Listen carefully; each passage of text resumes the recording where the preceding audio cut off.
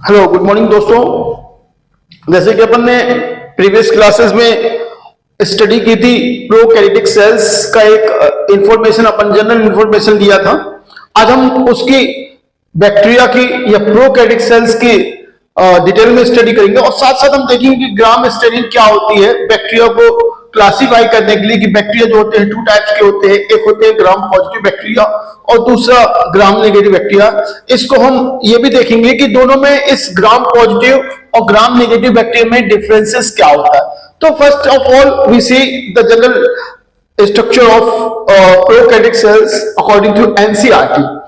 Generally हम जानते हैं कि जो हमारी प्रोकैरियोटिक सेल्स होती है, बैक्टीरिया होती है, ये बैक्टीरिया जो है हमने रॉड से लिया है। इसमें देख सकते हैं कि डिफरेंट स्ट्रक्चर दिखाई दे रही है।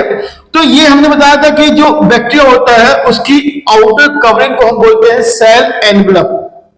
क्या बोलते हैं? Cell envelope. और ये सेल एनवेलप जो है ये अलग अलग बैक्टीरिया में इसकी थिकनेस जो होती है अलग अलग होती है। और ये जो एनवेलप होता है हमने बताया था कि बाहर से अंदर की ओर ये कई स्ट्रक्चर से, कई लेयर से बना होता है। सबसे आउटर लेयर जो होती है इसको हम बोलते हैं ग्लाइकोकैलिक्स। ये आप देख सकते हैं, ये जो स्ट्रक्चर दिखाई दे रही है ये ग्लाइकोकैलिक्स कहलाती है। ये ग्लूकोज के या कार्बोहाइड्रेट जैसे कंपोनेंट्स इसमें होते हैं और ये सेल रिकॉग्नाइजेशन में ये हेल्प करती है। ये जो बैक्टीरियल सेल होती है सेल टू सेल वेरी करती है, इसका कंपोजिशन, इसकी थिकनेस जो होती है अलग अलग बैक्टीरिया में जो होती है। ग्लाइकोकैलिक्स का जो डायमीटर होता है, उसका कंपोजिशन होता है, वो अलग अलग होता है। इसके बाद हम देखते हैं इसी इसके ग्लाइकोकैलिक्स के बाहर कभी कभी आपकी थिन लूज स्ट्रक्चर होती है जिसको हम बोलते हैं स्लाइम लेयर्स। कुछ बैक्टीरिया में क्या होती है, ये थिन होती है ना, लूज होती है, सॉफ्ट होती है, इसी को हम बोलते हैं ये स्लाइम लेयर। और ये ध्यान रखना ग्लाइकोकैलिक्स के बाहर होती है। कुछ बैक्टीरिया में क्या हो जाती है, थिक हो जाती है, थोड़ा सा स्ट्रांग हो जाती है, जिसको कारण बोलते हैं इसको कैप्सूल। तो ध्यान रखना है स्लाइम लेयर और कैप्सूल जो है ये ग्लाइकोकैलिक्स के बाहर होती है। ग्लाइकोकैलिक्स के जैसे अंदर हम जाते हैं तो हमको एक थिकनेस दिखाई देती है, ये दिखाई देती है सेल वॉल। इसको क्या बोलते हैं हम? Cell wall. ये सेल वॉल बैक्टीरिया को, ये प्रोकैरियोटिक सेल्स को बर्स्ट होने से, कोलैप्स होने से बचाती है और ये एक प्रकार की उसकी प्रोटेक्टिव लेयर्स होती है। ध्यान रखना है कि जो बैक्टीरिया होती है उनकी जो सेल वॉल होती है इनमें जो कंपोजिशन होता है, स्पेसिफिक कंपोजिशन जो केमिकल होता है वो होता है पेप्टिडोग्लाइकैन। ये ध्यान रखना है, ये जो सेल वॉल होती है पेप्टिड मतलब आपके एमिनो एसिड से बनी होती है और साथ साथ इसमें कार्बोहाइड्रेट की भी यूनिट्स होती है। तो दोनों मिला के हम बोलते हैं पेप्टिडोग्लाइकैन या म्यूरिन। क्या बोलते हैं? पेप्टिडोग्लाइकैन बोलेंगे या आप बोलेंगे म्यूरिन ना। तो इस चीज को ध्यान रखना है, जो पेप्टिडोग्लाइकैन से ये आपके बैक्टीरिया में आपको दिखाई देती है। Is it okay? सेकेंड चीज ध्यान रखना है, इसमें एमिनो एसिड, जो बैक्टीरिया में जो एमिनो एसिड बहुत डिफरेंट टाइप के एमिनो एसिड होते हैं जो आपको किसी और दूसरे ऑर्गेनिज्म में दिखाई नहीं देते, है ना। कुछ ऐसे बैक्टीरिया होते हैं जैसे टिकोइक एसिड, ये आपको बैक्टीरियल सेल्स में ही दिखाई देता है। ग्राम पॉजिटिव बैक्टीरिया जो होते हैं उसमें टिकोइक एसिड प्रेजेंट होता है, जबकि ग्राम जो नेगेटिव बैक्टीरिया होते हैं उनमें आपका टिकोइक एसिड जो होता है वो एब्सेंट होता है। सेकेंड चीज, इसमें जो शुगर होती है, इसमें जो कार्बोहाइड्रेट होते हैं, एक विशेष प्रकार की शुगर होती है एन एसिटिल ग्लूकोसामीन। तो ध्यान रखना ये जो शुगर है ये आपको बैक्टीरिया में ही दिखाई देगी। तो ये सेल वॉल है जो ध्यान रखना है किससे बनी होती है, पेप्टिडोग्लाइकैन से या म्यूरिन से बनी होती है। और इसमें जो शुगर होती है आपकी एन एसिटिल ग्लूकोसामीन शुगर होती है जो कहीं आपको दिखाई नहीं देती। सेकेंड चीज क्या होती है कि इस सेल वॉल के अंदर हमने बताया था कि ये सेल मेम्ब्रेन्स होती है, सेल मेम्ब्रेन्स बोलिए या प्लाज्मा मेम्ब्रेन्स होती है, सबसे इनर मोस्ट लेयर होती है। और जनरल जैसे कि अपन जानते हैं प्लाज्मा मेम्ब्रेन जो होती है आपकी फॉस्फोलिपिड की बनी होती है, सेम कंपोजिशन वैसा ही होता है। थोड़े बहुत वेरिएशन के साथ साथ ये जो होती है मेम्ब्रेन जो होती है ये सिलेक्टिवली परमेबल होती है, मतलब बाहर के एटमॉस्फेयर और अंदर के एटमॉस्फेयर में ये एक कोऑर्डिनेशन बनाने का काम करती है। तो ये है आपकी प्लाज्मा मेम्ब्रेन। सेकेंड चीज देखते हैं, ये प्लाज्मा मेम्ब्रेन जो होती है इसमें अंदर कई एक्सटेंशन होते हैं। ये देख सकते हैं हम, ये एक्सटेंशन दिखाई दे रहे हैं। इन एक्सटेंशन को हम बोलते हैं मीजोसोम।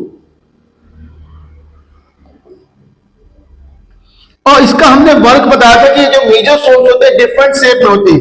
ये आपके ब्रांच हो सकते हैं, ट्यूब में शेप में हो सकते हैं, वेसिकल शेप में हो सकते हैं, लैमिनेटेड फॉर्म में हो सकते हैं, किसी भी फॉर्म में हो सकते हैं, और यहां तक हो सकता है कि आपस में एक दूसरे से फ्यूज भी कर ले।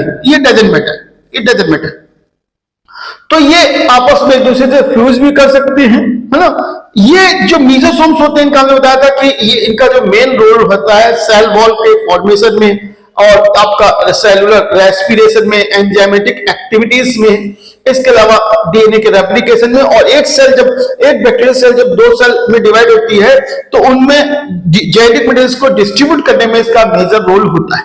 तो ये हमने देखा, ये सेल एनेबलर जो आपकी ग्लाइकोकैलिक्स, सेल वॉल और आपकी बनी होती है मेम्ब्रेन से, प्लाज्मा मेम्ब्रेन या सेल मेम्ब्रेन से, जो आपकी अलग अलग बैक्टीरिया बेस की थिकनेस जो होती है अलग अलग की। सेकंड हम देखते हैं सेल इंक्लूजन। सेल के अंदर जो कंपोजिशन होते हैं लिविंग हो सकते हैं, नॉन लिविंग होते हैं। तो लिविंग मटेरियल्स में हम देखते हैं कि इनमें राइबोसोम जैसी स्ट्रक्चर दिखाई देती है। और हम जानते हैं कि जो बैक्टीरियल सेल होती है या प्रोकैरियोटिक जो सेल होती है, ये आपकी इनमें जो राइबोसोम होते हैं वो 70S के होते हैं। कितने एस के होते हैं? 70S के होते हैं। और ये राइबोसोम जब प्रोटीन सिंथेसिस करेंगे, प्रोटीन का फॉर्मेशन करेंगे, तो ये एक दूसरे से मिलकर इनकी छोटी, स्मॉल और लार्ज यूनिट जो होती है मिलकर पॉलीराइबोसोम्स बनाती है। तो ये आप देख सकते हैं पॉलीराइबोसोम्स।